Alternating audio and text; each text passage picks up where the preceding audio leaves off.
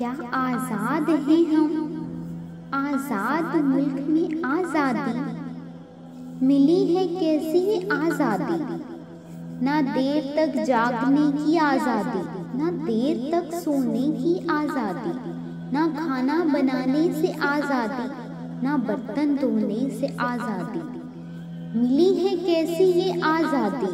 खाना अच्छा न बनने पर डांट मिले, रोटी गोल न बनने पर तान मिले, सुस्ती करने पर भी मिले कसीदे, कपड़े जल्दी ना धोने पर लान मिले।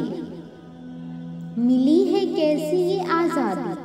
पिज़्ज़ा हम रोज़ खा सकते नहीं, बर्गर भी रोज़ मंगवा सकते नहीं, आइसक्रीम का नाम रोज़ लेना है मना, चॉकलेट्स भी हम छुपा सकते नहीं।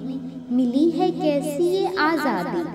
जिम्मेदारी से हम भाग सकते नहीं, काम से जी चुरा सकते नहीं, कभी कभी कर लेते हैं आराम मगर यूं मुंह अपना हर वक्त खुला सकते नहीं। मिली है कैसी ये आज़ादी?